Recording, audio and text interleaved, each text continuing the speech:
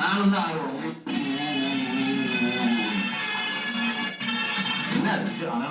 எத்தனையோ பொறுக்கீங்களை பார்த்துட்டு எத்தனையோ கேடிகளை பார்த்துட்டேன், எத்தனையோ சக்கராய்களை பார்த்துட்டேன்.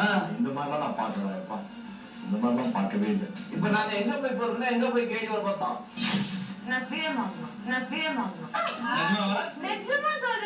எம்ஜிஆர் ஜெயலலிதா வச்சிருக்காருங்க. அது மாதிரி எங்க தலைவர் வந்து விஜய் வந்து திருச்சியா வச்சிருக்காரு. எம்ஜிஆர் ஜெயலலிதா கட்சியில வச்சிருக்காரு, விஜய் கட்சியில வச்சிருக்காரு. திருச்சாவை எங்க வச்சிருக்காரு? இப்பக்கே பிரைவேட்டா வச்சிருக்காருங்க. அப்புறமேல அதிகாரப்பூர்வமா வச்சிருப்பாருங்க. 50 பேர் கொலை பண்ண பாவீங்க நீங்க. கொலை பண்ண பாவம் என்னாங்க?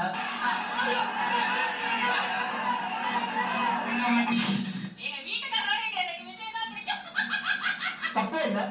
உங்க பொண்டாட்டி சொன்னா, ஏன் பொண்டாட்டி சொன்னா ஒத்துவீங்களா? சரி, உங்க வீட்டுல நாங்க என்ன தற்கொலையா? நாங்க நல்ல குடும்பத்துல பிறந்தவங்க. எங்க வீட்டுல எப்படி சொல்லுவாங்க? அதாவது வலிக்குதா? பலிக்கிறீங்களுக்கு உங்க கட்சி தான் ஒரு பெண்மணி சொல்றாங்க, எனக்கு புருஷனோட விஜய் தான் முக்கியம் சொல்றாங்க. அண்ணா அப்ப என்ன பொருள்? நல்ல குடும்பத்துல பிறந்தவங்க யாருமே ஏத்துக்க மாட்டாங்க. நீங்க ஏத்துக்கீங்களா? எனக்கு விஜய் தான் முக்கியம் சொல்லுதுன்னா அதுக்கு அர்த்தம் பொருள் என்ன? எங்க தலைவன் அந்த அளவுக்கு என்ன? இதுக்கு தலைவன், யாருக்கு தலைவன்?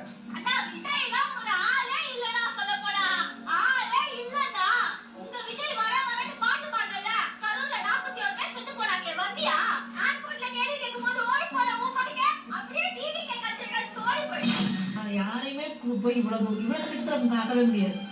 இந்த பேரை எங்க குடும்பத்துக்கு வாங்கி கொடுத்துருக்கான். என்ன அதுக்கு நாங்க நஷ்டீடா எங்க குழந்தைய கொடுத்துருக்கோம். அந்த குழந்தைக்கு, அந்த பிஞ்சுக்கு இந்த வெளி உலகம் தெரியாது, விஜயம் தெரியாது, ஒரு மயிலும் தெரியாது. அந்த தாயுடைய தவறால அந்த குழந்தை இறந்து போச்சு. அந்த குழந்தை இறந்தாங்க வருத்தம் பண்ணுமா, வேதனை பண்ணுமா? விஜய் அந்த அளவுக்கு நேசிக்கிறாங்க. அந்த நேசிப்பு இருக்கணும்ல, அந்த அளவுக்கு நேசிக்கிறவங்க எங்க கூட இருக்காங்க. வயிற்றுக்கு என்னங்க சாப்பிடணும்?